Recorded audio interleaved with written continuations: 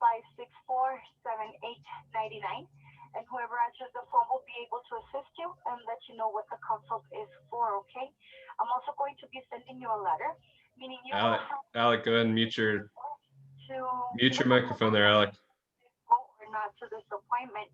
If we don't hear back from you by the 24th, I think you can also mute people as well. Oh, yeah.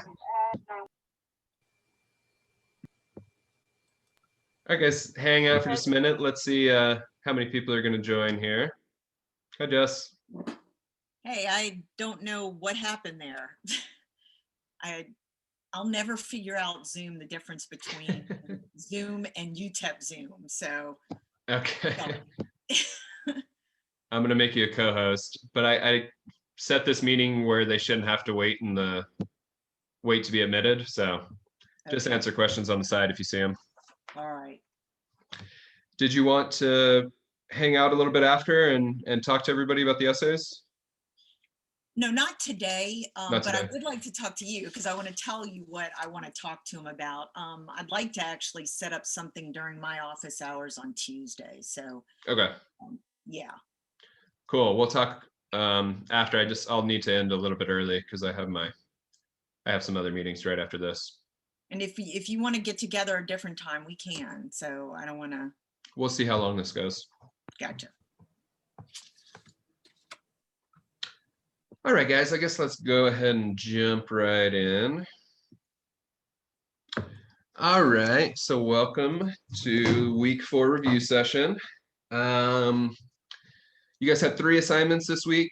Keep that in mind. Make sure you guys are all checking out the little PowerPoint presentation I put up on basic composition and thesis techniques. Very basic stuff. Everybody should probably already know this, but it's a good refresher for you guys.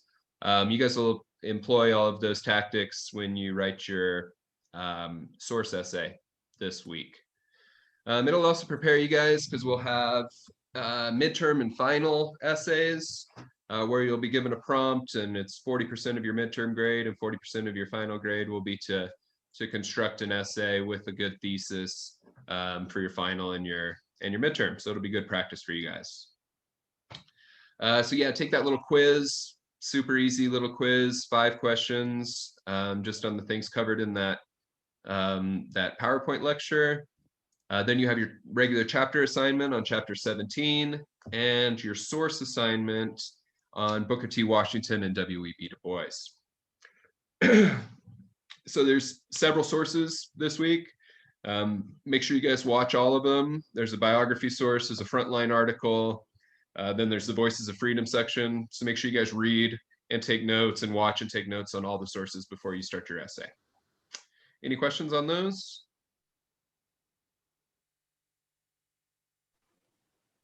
I had one question.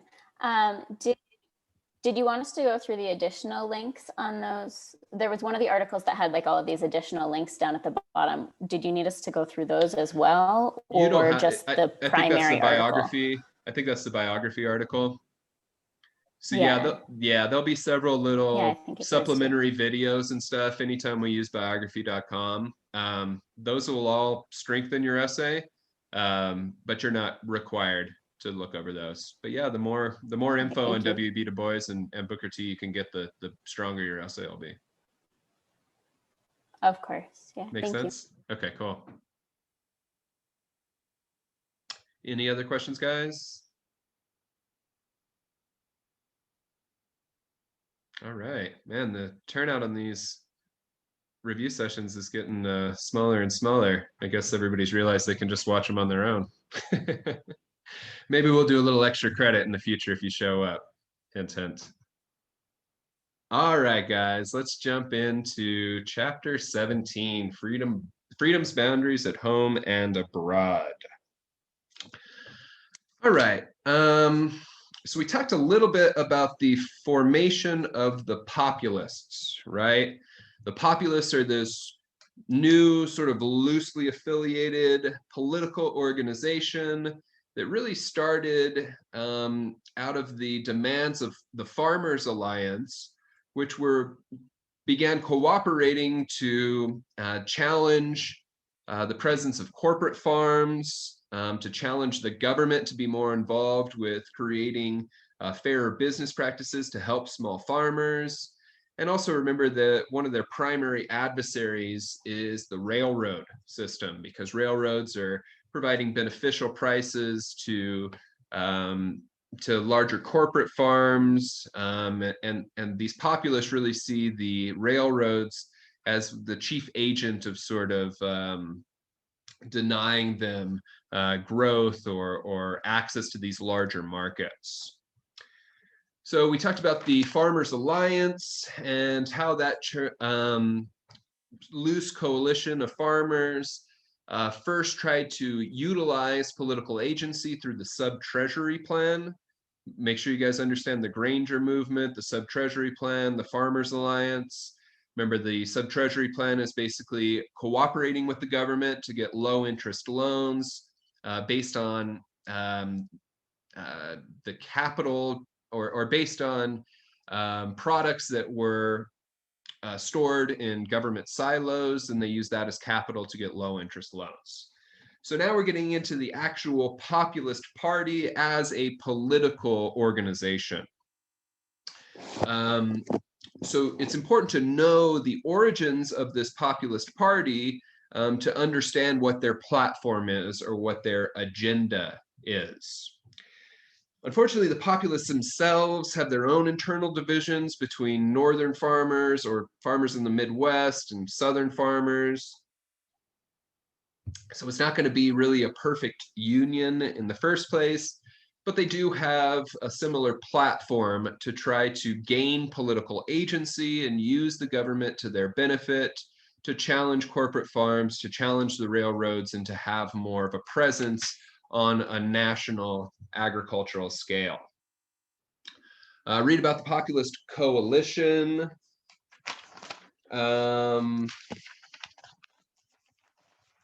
We talked about last week this Granger movement. In many ways, the origins of the populists will reflect their agenda. This is supposed to be a people's party. Right, this term populist, unfortunately, has been manipulated throughout the course of American history and used several different times in the 20th and even 21st century to try to position a political party as the representatives of the people. We're going to see that the populists then sort of evolve into progressives after the turn of the 20th century, but we're going to be focusing on 1890s populism today. Make sure you guys read about William Jennings Bryan. William Jennings Bryan is one of the first sort of national figures of the populist movement. He supports this notion of the free coinage of silver. This is another major point that populists are trying to, or another major agenda of populists. It was referred to as the Greenback movement, or the this sort of debate between hard money and soft money advocates. You guys learned about that in 1301. In the 1830s, you have this war on the banks under the Jackson administration, and proponents of hard money think that all transactions should be carried out in gold. Well, by the 1890s, after the Civil War, many farmers and individuals in rural America believe that this is a way to keep them out of the economic process. So basically, populists want more issued currency. They want better access to currency, which they think will help them sell their products easier, will help them be more integrated into a national economy. So by the 1890s, this has turned into the free silver movement, where they basically believe that access to moving away from this reliance on gold and access to paper money and silver will be in the best interest of farmers.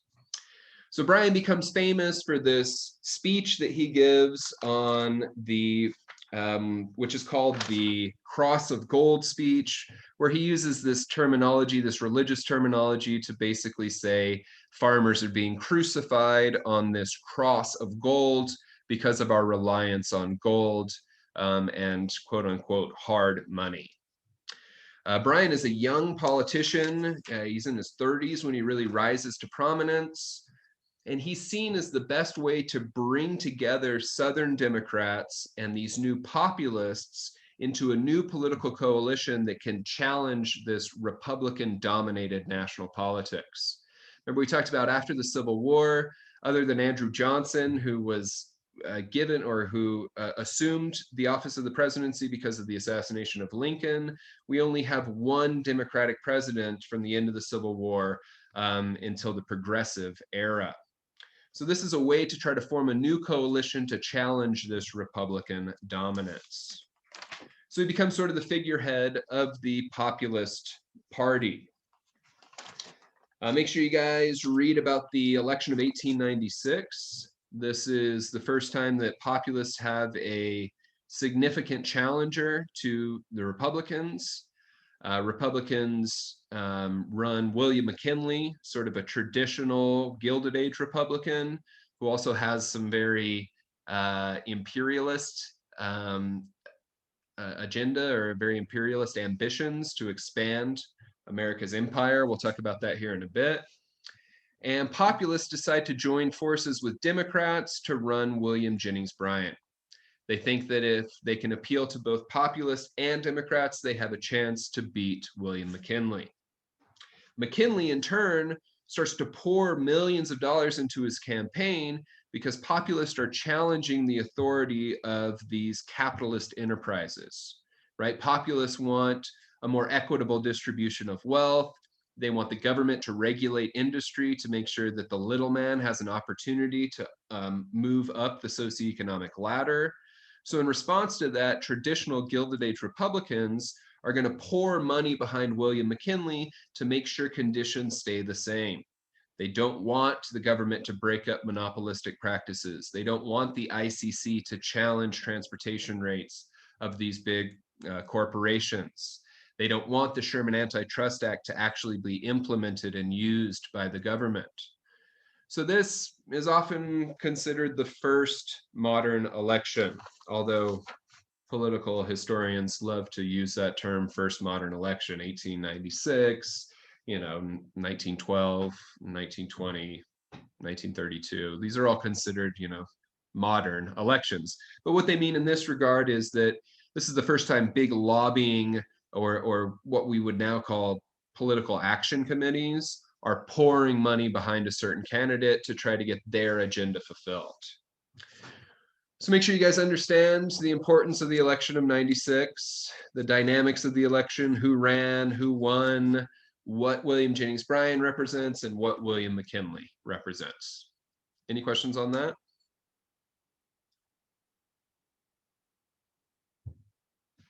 Any questions on the origins of populism or the platforms of the Populist Party?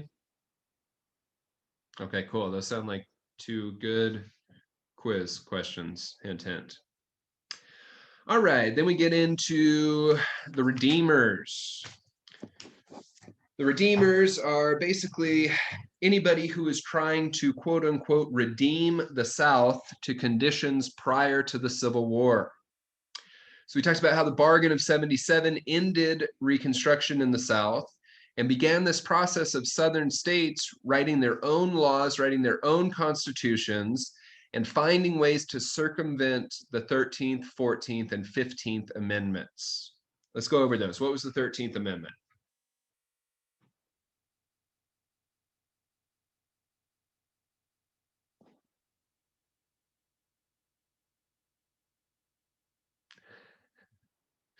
The 13th Amendment outlawed slavery, right? 13th Amendment outlawed slavery. And then we talked about the 14th and the 15th Amendments in these processes of Reconstruction, right? What did the 14th Amendment define? Was that one citizenship? Very good, right? Equal protection. It basically defines citizenship or who can benefit from equal protections of the law. Then the 15th Amendment finally enfranchised African American men, right? So these Jim Crow laws, as they come to be known, which is basically a comment on a common racist character named Old Jim Crow, which was created to make fun of Black people in the South. It was this black crow that was too lazy to work, and it was a way to sort of demoralize and ridicule African American culture in the South. Came to be known as Jim Crow laws. So these laws are anything put in place in state constitutions to marginalize African Americans from society, from economic, and from political systems. And there's two sort of large or bigger branches of these Jim Crow laws. One side is established to segregate African Americans, remove them from white education systems and from white societies. And the other is to disenfranchise African Americans. Remember, we learned that word last week? That's to take away the voting agency of African American men. So under these segregation practices, there's sort of two different types of segregation. There's de facto segregation, which is segregation by custom. Black people don't live in this neighborhood, or Black people don't shop at this shopping center. De facto segregation is still very much implemented in several Southern societies across the country. Actually, societies across the country, not just in the South. And then there's de jure segregation, which is segregation supported by law. A good way to remember that is de jure kind of sounds like jury, right? Like a jury upheld this segregation. So de jure and de facto. On the other side, you have disenfranchisement attempts. Jim Crow laws designed to prey on African Americans' socioeconomic standing, forcing them to pay poll taxes. Blacks are less likely to vote if they have to pay to vote, because African Americans, by and large, are part of lower socioeconomic groupings in the South. Literacy tests that prey on African American education levels, force them to take a test on the state constitution of Mississippi before they can vote. I'm an American history major. If you gave me a test on the Texas state constitution, I would probably struggle with it, although the Texas state constitution is. But specifically designed to try to exclude Native or African Americans based on their education levels. And then grandfather clauses is a way to circumvent these tests and taxes for white citizens of the South. Make sure you read about the Kansas Exodus. Kansas is sort of seen as a safe haven for African Americans. Tens of thousands of African Americans, I believe it's 50,000 African Americans, end up leaving the Deep South in the late 1870s, searching for economic and educational opportunities in Kansas. Kansas has always had a very unique history in regards to slavery and abolition. In 1301, you guys probably learned about the Kansas-Nebraska Act, the issue of popular sovereignty, the Kansas Civil War, what is called Bleeding Kansas, and John Brown going into Kansas. So they've always had this sort of unique dynamics in terms of race and slavery and abolition. So make sure you guys understand the Kansas Exodus. So all of this leads to a decline in not only African American participation in politics. We talked about how 2,000 plus African Americans are elected to positions at various levels during Reconstruction, but also African Americans having political agency, meaning that their issues are addressed at a political level. Without having any representation of their issues, they have fewer and fewer avenues to try to combat or to try to challenge these racist systems that are implemented in the South. Redeemers, like we said, are basically these people who want to revert the South back to what it was prior to the Civil War. So they're often politicians, businessmen, local officials, powerful members of Southern societies who are doing whatever they can to redeem the South into their vision of antebellum, bigotry and racist dynamics. Okay, so segregation becomes an issue where Southern states are trying to figure out a way to set a legal precedent for segregation. This idea of a precedent is necessary so that future cases can look back at what's already been decided in the court system to protect these de jure segregation tactics. And the most important of these trials was the Plessy versus Ferguson trial of 1896. So the Plessy versus Ferguson trial begins because a man challenges the constitutionality of segregation on a train system in Louisiana. So the Supreme Court needs to decide whether they will approve and uphold state constitutional laws that segregate African Americans away from white Americans. So John Ferguson is the first to take the constitutionality of these laws all the way up to the Supreme Court. The Supreme Court, unfortunately, is a racist institution at the time.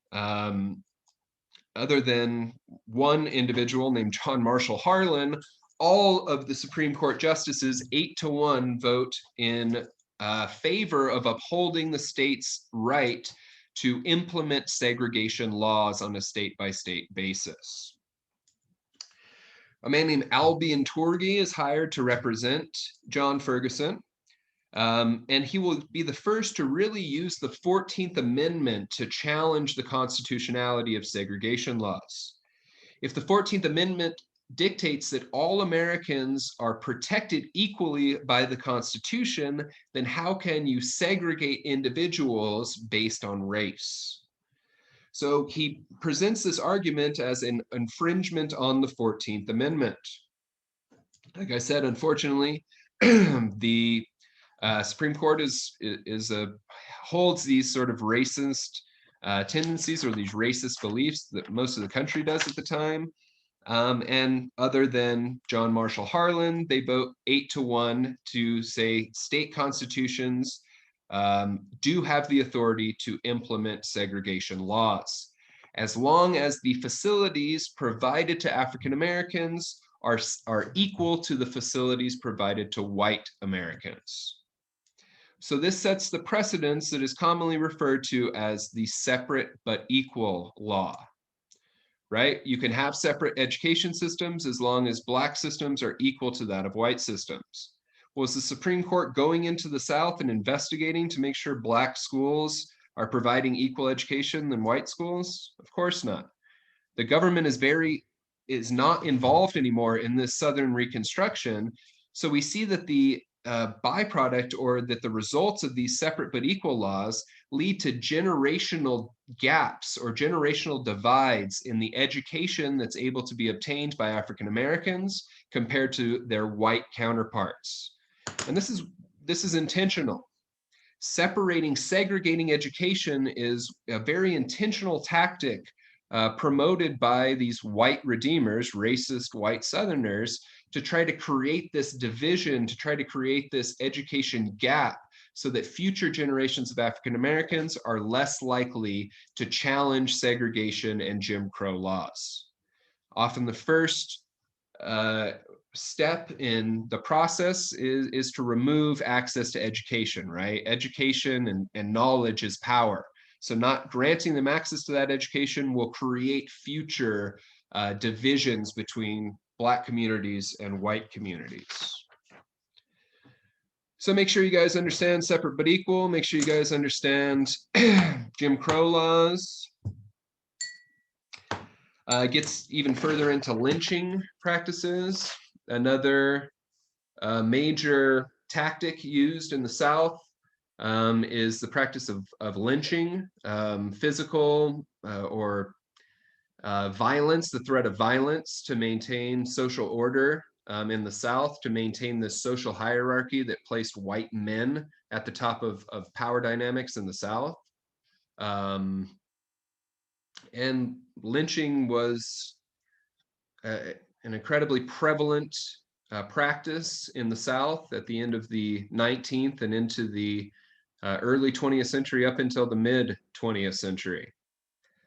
It goes into some examples of lynching, some of the most prominent examples of lynching. Henry Smith is one of the most egregious examples. He's lynched here in Texas, in a town called Paris, Texas in 1893. It shows that lynching was often a community spectacle where white families would take their children to see a Black man be murdered so that you could ingrain in your white children that Black people were less human than white people. This was a tactic used to try to dehumanize African Americans, to make it seem okay to the next generation of whites to brutally mistreat African Americans. Henry Smith was murdered in front of 15,000 people in Paris, Texas, for allegedly murdering a police officer's daughter. He was later discovered to be what was described at the time as feebly minded, what we would now call mentally disabled.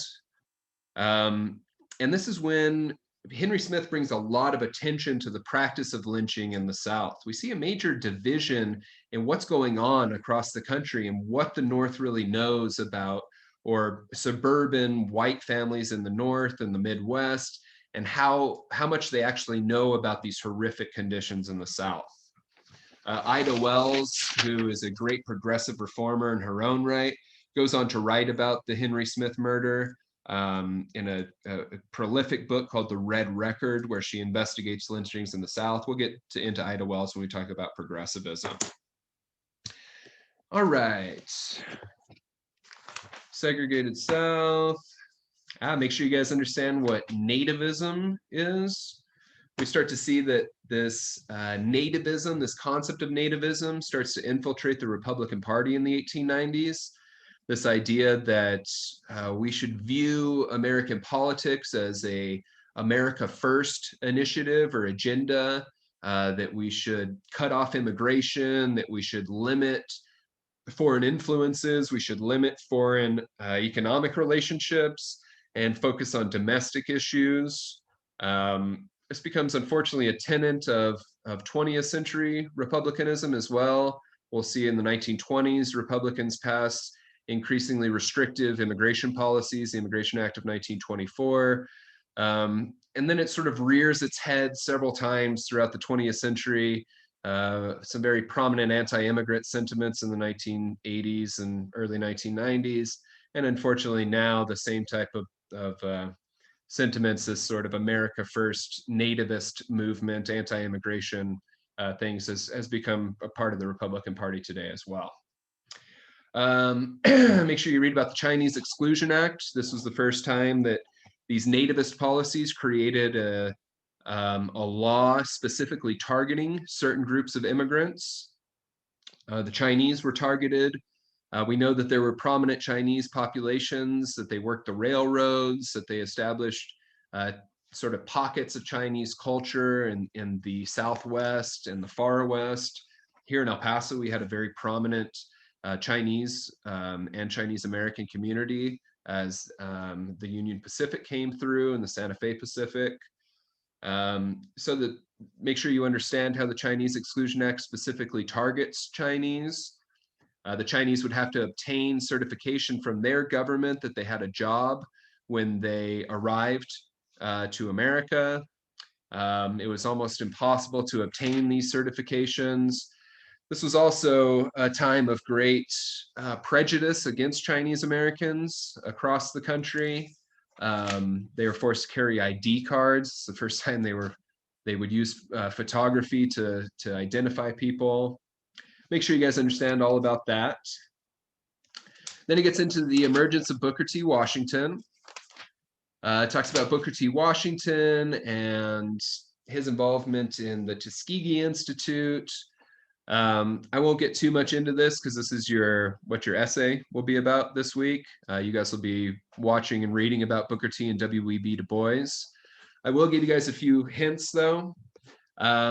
Make sure you guys understand the different environment that each of these men came from and how the environments that they were raised in influenced their perception of racial dynamics, influenced their agenda to try to improve conditions for African Americans. Booker T. Washington is from a different generation. He was born a slave. W.E.B. Du Bois was afforded great economic opportunities by being raised in an integrated community in Massachusetts. There are different ideas about how African Americans can access upward social mobility.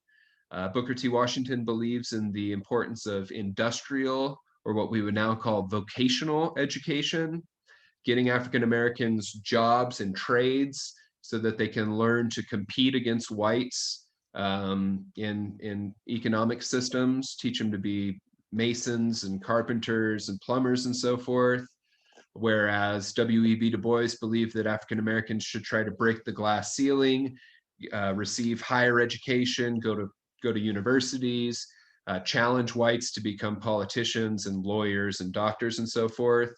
Du Bois himself has a PhD from Harvard, goes on to study under Max Weber, one of the most progressive sort of what we would now call sociologists in the world, in Germany. So make sure you understand their agendas of how they want to help African Americans, how their past experiences and their upbringing influenced those agendas, and also their impact on the larger movement. By the end of this sort of dichotomy or this rivalry between Booker T and W.E.B. Du Bois, which was in many ways fabricated in the media, you have this division where Booker T. Washington is seen as sort of an African American that's good for American society. He's often photographed with presidents and with Cornelius Vanderbilt and with these high, powerful capitalists. He works behind the scenes to try to help African American businesses. Whereas W.E.B. Du Bois is seen as sort of a radical, trying to sort of upturn the system and trying to challenge these sort of established political and socioeconomic hierarchies, when in fact all W.E.B. Du Bois is trying to do was uphold the 13th, 14th, and 15th Amendments. So that sort of creates an interesting division within this early civil rights movement itself. Do you support these notions of, being a well-behaved Black man and adhering to these white power dynamics, or do you support a more radical approach to challenging your oppressors and demanding that the 13th, 14th, and 15th Amendments be upheld? So that's really the way that both of these men are sort of cast by the turn of the 20th century. The Atlanta Compromise speech is very important in that as well, where where Booker T. Washington urges African Americans to accept their conditions for the time being, tells African Americans, get a job and try to work your way up the socioeconomic hierarchy. W.E.B. Du Bois comes out very critical of this in a very famous book called The Souls of Black Folk, where he writes an entire chapter criticizing Booker T. Washington, calling him a betrayer of their race, saying that if you accept Jim Crow laws, then you are betraying African American communities. So interesting sort of dynamic between those two men as well. All right, your Voices of Freedom section is on Booker T. and Du Bois as well. Make sure you guys understand the American Federation of Labor, which sort of comes to take over for the Knights of Labor. Remember we talked about the Knights of Labor was the biggest labor organization of the 19th century, but then the Haymarket Affair leads these big newspapers to basically claim that the Knights of Labor are, domestic terrorists and that they're causing this insurrection in Chicago, et cetera, et cetera. Well, the AFL really rises to take over, becomes sort of an umbrella organization. The AFL will serve several different smaller labor organizations. Excuse me. And we'll sort of take over as this all-encompassing sort of large labor union. All right, then we get into American imperialism. So make sure you guys understand what is unique about American imperialism, that you understand the term imperialism, right? This is a term we throw around a lot. An empire. What is an empire? How do you define an empire? When looking at it from a geopolitical standpoint, an empire is any entity that expands its either cultural, religious, political, or economic influence to take over other entities, whether they be countries or nation states or what have you, to support the central entity. So in this case, it's the American government looking to take over smaller territories outside of the US to benefit the United States. And in the 1890s, Republicans start looking beyond our borders at how we can, one, spread our influence in the Western Hemisphere, and two, bring new land holdings in to benefit the American empire, which is a very small empire at this point.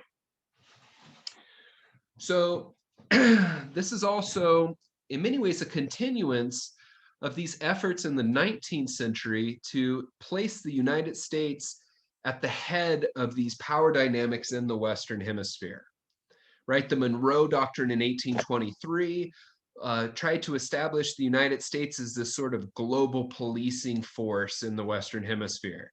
It warned European powers, you need to stay out of these newly independent Latin American countries that were the authority in the Western Hemisphere.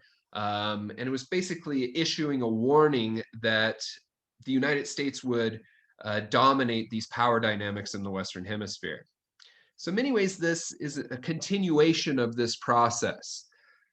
And there's many different ways to expand your imperial influence. You can do it militarily, taking over other countries. You can do it economically by establishing corporate presence in other countries. We often call this the process of establishing banana republics. We'll talk about that in a bit. But basically, American companies going in and dominating the only exportable resources that certain countries have.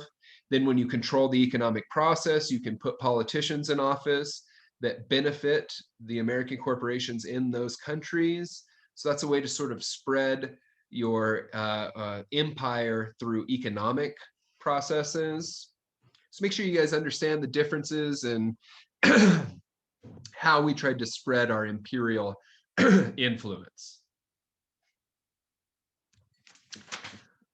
So after 96, spoiler alert, William McKinley wins the election of 96. Republicans start to look at expanding and moving or growing our hegemonic boundaries. We're very interested in these Caribbean land holdings, and we have been for centuries, really. We talked about Santo Domingo, or you learned about 1301 Santo Domingo, which is present-day Dominican Republic, and Americans, presidents trying to establish a presence in the Caribbean. So we've been part of this process for a long time, and the Caribbean has always been very appealing to US presidents because they're rich in natural resources, sugar mainly, but also tobacco, and depending on where you're talking about, different exportable resources. And also they can provide a military sort of protection for the United States.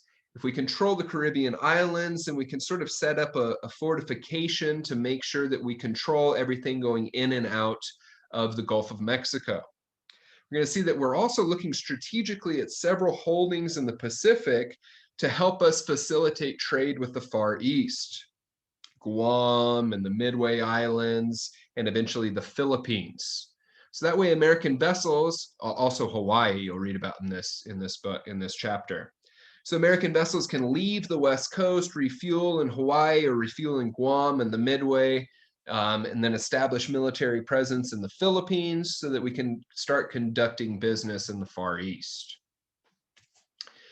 So the first sort of, I gotta hurry. Okay, so the first sort of step in this process is taking over Cuba, challenging the Spanish authority or Spanish occupation of Cuba.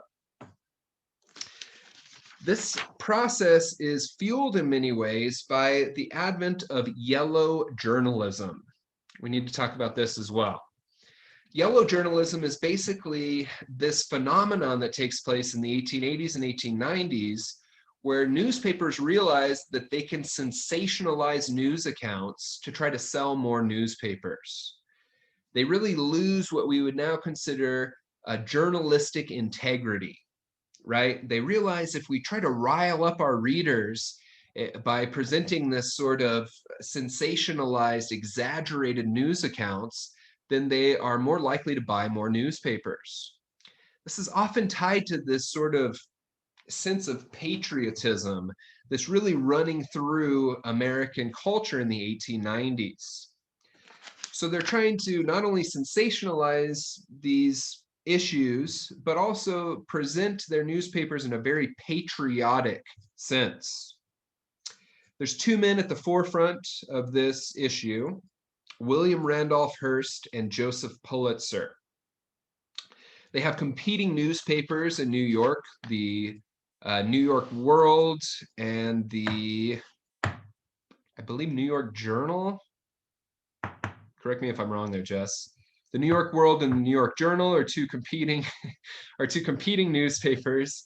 And this is really where this sort of battle or this tactic of yellow journalism really starts to take hold. William Randolph Hearst believes that he can, or realizes he can create these sensationalized accounts, rile people up, and more Americans will buy his newspaper over that of Joseph Pulitzer. William Randolph Hearst goes on to become a politician. He serves in the House of Representatives. He eventually owns the biggest newspaper, biggest media company or conglomeration in the country, owns newspapers from San Francisco to New York City.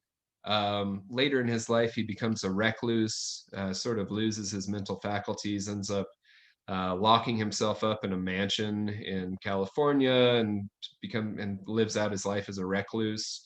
If anybody's ever seen Citizen Kane, it's loosely based on William Randolph Hearst. So basically him and Pulitzer. His daughter. I'm sorry?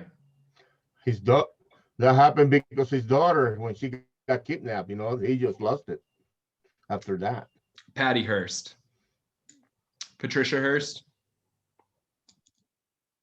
Yeah, that's actually much later, but yeah. So you have this phenomenon of yellow journalism, and it's starting to impact politics. Hearst himself goes down to Cuba and writes about how the Spanish are mistreating Cuban patriots. This is how he words it, that these poor Cubans are being mistreated by the Spanish. Cubans themselves have tried to revolt against the Spanish colonial occupation of Cuba. They have a failed revolt in 1868 and again in 1895. And so because of these writings by William Randolph Hearst and other journalists, Americans are becoming very interested in this issue in Cuba. Well, he starts to equate Cuban patriots with these same sentiments of American democracy, of American liberties. And he starts to say, we need to go in there and protect these Cubans against these oppressive Spanish rulers. So more and more Americans are starting to push our government to become involved, to push McKinley himself to become involved and send US troops in to support these Cubans in their overthrow of the Spanish colonial government. So this leads to what is known as the Splendid Little War, a 10-week war where the US will send our Navy into Cuba to try to extract these Spanish colonizers in the name of Cuban independence. Keep these air quotes in mind. Figure in this whole process who rises to national fame is the former Secretary of the Navy, Teddy Roosevelt, who actually leaves his position so that he can lead a group of American troops known as the Rough Riders into San Juan to try to overthrow these Spanish colonizers. This becomes one of these episodes of sort of mythological history, right? Where sort of history and these exaggerated accounts sort of join together. He's cast as this hero of Cuban independence.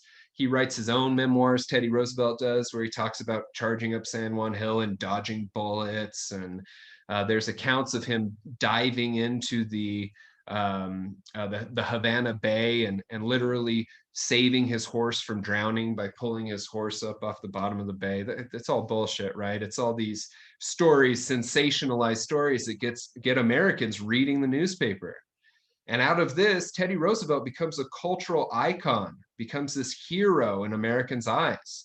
So much so that in 1900, when William McKinley's running for re-election, he asked Teddy Roosevelt to run with him. He's worried that William Jennings Bryan will beat him in 1900, so he asked Teddy Roosevelt to be his running mate so that he'll have more clout. He barely wins the election in 1900. Many say it's because Teddy Roosevelt joined the ticket. So at the end of this splendid little war, it only lasts 10 weeks.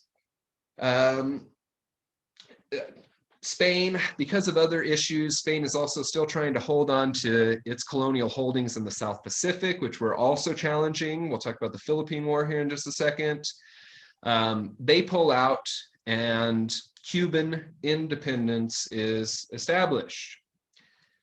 Read the Platt Amendment, what the Platt Amendment is and how it sort of reveals or illustrates what America's real agenda was in Cuba.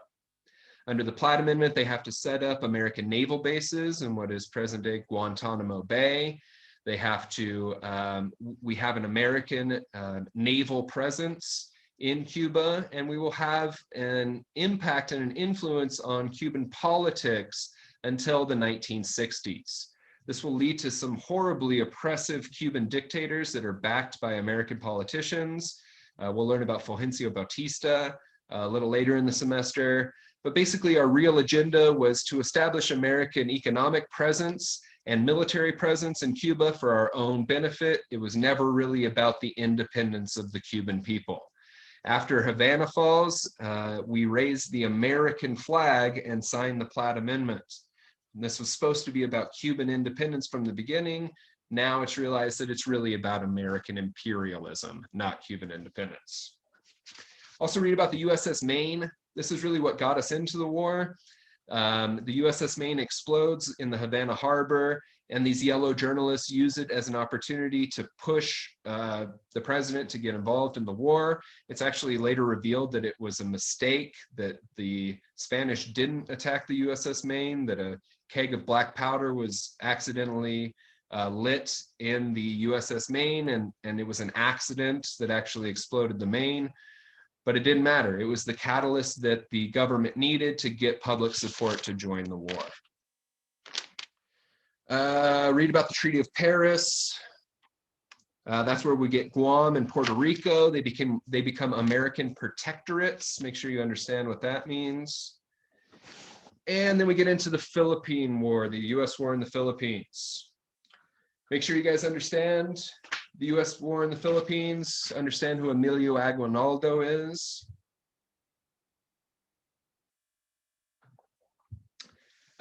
Basically, the Philippines are given to the US as part of the Treaty of Paris.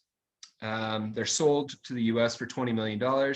Spain at this point is trying to get out of several of their colonial holdings. So when they lose the Spanish-American War and lose Cuba, they realize, well, this is an opportunity to get out of the Philippines as well, because in the Philippines, a man named Emilio Aguinaldo was already organizing revolts against the Spanish. The US actually supports Aguinaldo in his fight against the Spanish until the US is given or sold to the Philippines in the Treaty of Paris. Then the US switches positions and says, now we're against Emilio Aguinaldo because we want control of the Philippines. So then Aguinaldo begins a revolt against the US in 1899. It's a very brutal war, especially for the Philippines. There's basically two phases of the war. A more traditional war in 1899, where the US dominate Aguinaldo and his rebel groups. And then the second phase from 1900 to 1902-03 is basically guerrilla warfare against the Americans in the Philippines.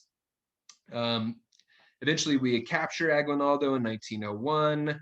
By 1902, Roosevelt is in office, and Roosevelt is put in a difficult position because he's presented himself as this great liberator of oppressed communities that are under the control of these authoritarian colonists, but now we're the colonists, so he's put in a difficult position. Basically decides to support our colonial occupation of the Philippines, which again creates some very difficult conditions for the next 50 years for the Philippines until Japan comes in and takes over during World War II. It's a much more brutal war than the Spanish-American War, about 10 times as many casualties, over 100,000 Filipino casualties. We see that this also creates a major political division where Republicans support going to war in the Philippines against Aguinaldo, and populists staunchly oppose going to war. This very much plays out in the election of 1900. And so in the end, after Aguinaldo is captured, he, in sort of a pragmatic move to try to save himself, he pledges allegiance to the United States, tries to put down these coup groups, and the Philippines is established as a commonwealth. So there's different ways to sort of define these colonial holdings. Puerto Rico is a protectorate or a commonwealth, meaning that they have limited benefits of American citizenship. They don't have any representation in Congress, but we will protect them militarily, basically to make sure that American business can still be conducted in these regions. All right.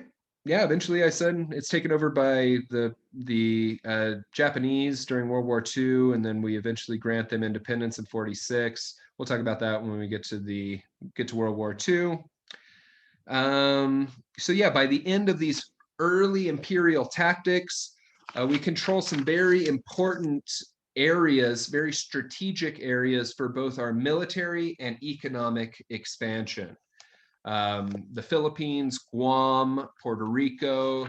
We began the process in Hawaii prior to this. Make sure you understand Hawaii becoming a U.S. Or being annexed into the U.S. And make sure you understand the early imperial agendas of the United States as it was carried out in the Caribbean and also in the South Pacific.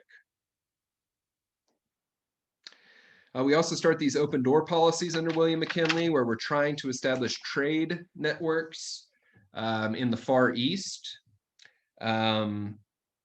which is ironic because it's taking place at the same time that they're passing the Chinese Exclusion Act, meaning that the government is trying to promote economic relationships with the Far East while restricting the amount of Chinese people that can immigrate to the United States. So another example of this sort of the hypocrisy of the American imperial agenda. All right, let's see what else I wrote down here. So make sure you guys understand the origins of populism. That'll be a big one for your quiz. The platform of populists, how populism and republicanism played out in the election of 1896, the Spanish-American and Philippine War, the Redeemers and Jim Crow laws. This is a pretty big chapter, so there's several short answer questions. So make sure you guys understand all those. Then your weekly source assignment is on Booker T. Washington and W.E.B. Du Bois. We already talked about that. All right, guys, we got 2 minutes. Any questions for me?